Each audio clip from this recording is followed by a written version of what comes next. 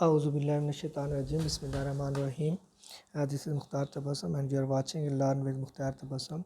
आज का हमारा बड़ा इंटरेस्टिंग और इम्पॉर्टेंट टॉपिक है जो है हाइपोथेसिस के बारे में। इस पर हम डिटेल गुफ्तगू करेंगे कि हाइपोथेसिस होता क्या है, इसकी काइंड्स कितनी होती है और उसमें डिफरेंस क्या होता है। तो आइए चलते हैं। व्हाट इज़ हाइपोथेसिस, सबसे पहले देखते हैं हाइपोथेसिस क्या होता है। रिसर्च में बहुत इंपॉर्टेंट टॉपिक हमारा एजुकेशनल रिसर्च में ख़ास तौर पे। तो इसकी सबसे पहले डेफिनेशन देखते हैं। A tentative solution to the problem is called a hypothesis. कि जो फ़र्ज़ी सोल्यूशन होता है किसी भी मसले का, उसको हम हाइपोथेसिस कहते हैं। फ़र्ज़ी इसलिए होता है कि जब भी हमने फ़र्ज़ किया होता है, इसको हम अप्रूव करेंगे या फिर डिसअप्रूव करेंगे, ये एंड पर हमारी फाइंडिंग्स में ये साबित होगा। अभी तक ये टेंटेटिव सोल्यूशन ही है। करेक्टरिस्टिक ऑफ हाइपोथेसिस क्या होते हैं? इनसफिशेंट एविडेंस होती है इसमें, अभी हमने इस पर काम करना होता है क्योंकि इस पर जो एविडेंसेस है, डेटा है, वो हम इंस्ट्रूमेंट डेवलप करेंगे, डेटा कलेक्ट करेंगे, उसको एनालाइज करेंगे, उसके बाद हमारे पास एविडेंस आएगी। कैन बी ट्रू और फॉल्स, अप्रूव और डिसअप्रूव। तो इसमें सारी चीज़ें शामिल होती हैं। ये ट्रू हो सकता है या फॉल्स हो सकता है, या एट द एंड रिसर्चर इसे अप्रूव करता है या फिर डिसअप्रूव करता है। ये इसके खसूसियात हैं। बेसिक आस्पेक्ट ऑफ हाइपोथेसिस की अगर हम बात करें तो इसमें डिफरेंस, ये डिफ्रेंशिएट करता है, इसमें डिफरेंस होगा।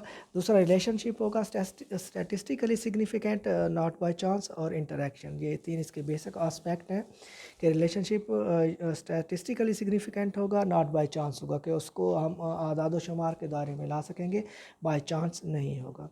नेक्स्ट है, जब हम इसकी काइंड्स की बात करते हैं, वेरी इंटरेस्टिंग काइंड्स। नल वर्सेस अल्टरनेटिव हाइपोथेसिस क्या होता है, इसमें हम वन सिंगल एग्जांपल को ही थ्रू आउट द असाइनमेंट हम उसको फॉलो करेंगे। जैसा कि यहाँ पर दिया हुआ है कि नल हाइपोथेसिस क्या होगा। फ़र्ज़ करें कि हमारे किसी बच्चे को आइसक्रीम खाने की वजह से अगर उसे फीवर होता है, we can state ice cream leads to running temperature. Ice cream खाने से बच्चे को अगर टेम्परेचर होता है तो नल हाइपोथेसिस, इसी आप एग्जांपल को याद रखिएगा, इसी को हम फॉलो करेंगे नेक्स्ट भी। तो ice cream leads to running fever. तो नल हाइपोथेसिस क्या होगा, ice cream has no relationship with fever. अगर हम ये देखते हैं कि आइसक्रीम खाने से बुखार नहीं होता है, उसका कोई रिलेशन नहीं है, तो ये हमारा नल हाइपोथेसिस होगा। On the contrary alternative hypothesis क्या होगा कि ice cream has relationship with temperature, कि आइसक्रीम कहीं ना कहीं जो है वो बाइस बन रही है फीवर का, तो वो हमारा अल्टरनेटिव हाइपोथेसिस होगा। इसी तरह से नल हाइपोथेसिस क्या होगा, नो स्टैटिस्टिकली सिग्निफिकेंट रिलेशनशिप। इसमें कोई जो अहम रिलेशनशिप है जिसे बयान किया जा सके, स्टैटिस्टिकली इतना नहीं होगा। जबकि अल्टरनेटिव हाइपोथेसिस में स्टैटिस्टिकली सिग्निफिकेंट रिलेशनशिप वाज़े तौर पर होगा, जिसको हम उसको वाज़े तौर पर बयान भी कर सकते हैं। नल हाइपोथेसिस में क्या होगा, researcher is trying to disapprove it. Null hypothesis में रिसर्चर इसको डिसअप्रूव करने की कोशिश करेगा, जबकि अल्टरनेटिव हाइपोथेसिस इसका उलट होगा, researcher is trying to approve it. तो नल हाइपोथेसिस क्या होगा, ice cream has no relationship with fever, ये नल हाइपोथेसिस है। No statistically significant relationship and researcher is trying to disapprove it. इसके साथ ही अल्टरनेटिव हाइपोथेसिस क्या होगा कि ice cream has relationship with temperature, statistically significant relationship and researcher is trying to approve it.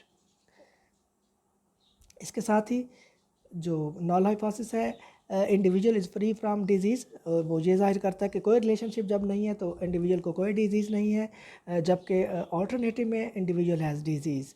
Null hypothesis में relation is due to chance, अगर कोई relation बनता भी है तो वो ड्यू टू चांस है, स्टैटिस्टिकली सिग्निफिकेंट नहीं है। जबकि अल्टरनेटिव में relationship is not due to chance. If H2 it is rejected, जो हमारा नल हाइपोथेसिस है उसको रिसर्चर रिजेक्ट करता है, जबकि जो अल्टरनेटिव हाइपोथेसिस है उसको एक्सेप्ट किया जाता है। नेक्स्ट है substantive hypothesis versus statistical hypothesis. Substantive hypothesis क्या होगा, एक्सपेक्टेड रिलेशनशिप बिटवीन वेरिएबल, मुतवक्के जो रिलेशनशिप है वेरिएबल के दरमियान। जैसा कि हमारे पास दो वेरिएबल थे अभी, आइसक्रीम और फीवर। जो आइसक्रीम है वो हमारा इंडिपेंडेंट वेरिएबल है जिसकी वजह से चेंज आ रही है। कौन सी चेंज आ रही है, वो है फीवर। फीवर का आना वो हमारा डिपेंडेंट वेरिएबल होगा। तो expected relationship between variable eg fever and ice cream, ये हमारा सब्सटेंटिव हाइपोथेसिस होगा।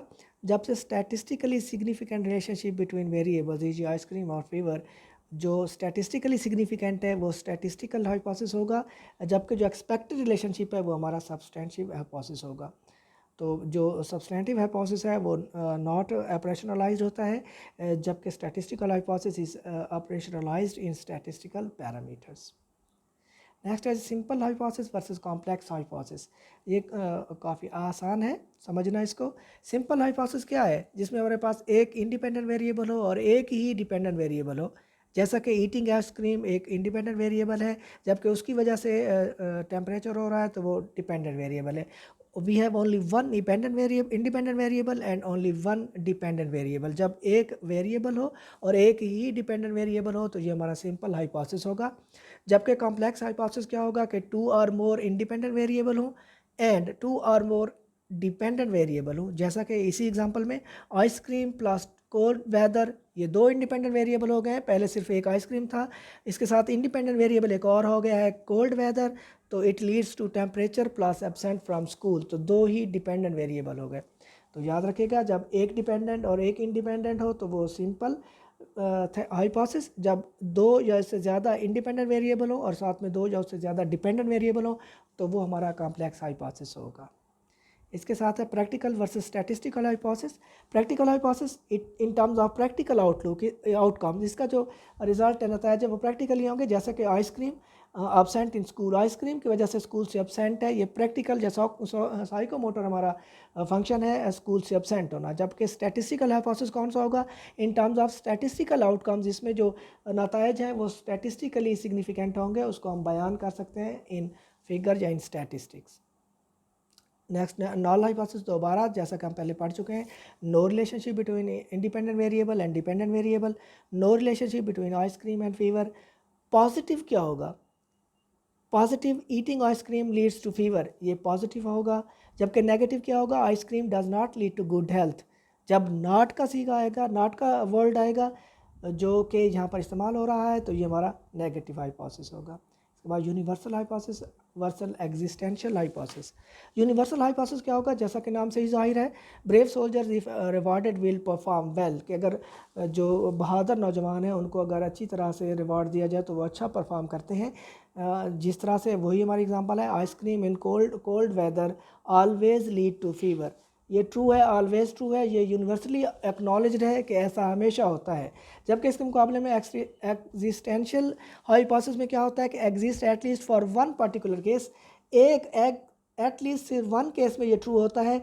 जबकि जो ऑलवेज ट्रू होगा वो यूनिवर्सल होगा, जो एटलीस्ट वन केस में ट्रू होगा वो एग्जिस्टेंशियल हाइपोथेसिस होगा। जिसकी मिसाल है, few corporate staff might not perform well despite reward, के रिवॉर्ड के बावजूद भी कुछ ऐसा स्टाफ भी है जो अच्छा परफॉर्म नहीं कर सकता। इसी तरह से आइसक्रीम ही की अगर हम एग्जांपल लें तो ice cream for some children even for a child leads to fever, कुछ बच्चों में या सिर्फ एक बच्चे को बुखार हो सकता है आइसक्रीम की वजह से। जब ये जनरलाइज हो, कोल्ड वेदर में आइसक्रीम खाओ तो वो बुखार तकरीबन होता है, ऑलवेज ट्रू होता है, तो वो यूनिवर्सल होगा। जबकि in at least for one particular case अगर कोई चीज़ सच होती है तो वो हमारा एग्जिस्टेंशियल हाइपोथेसिस होगा। इंशाल्लाह नेक्स्ट लेक्चर्स में मुलाकात होगी। अपना बहुत सा ख्याल रखिएगा। अल्लाह हाफिज़।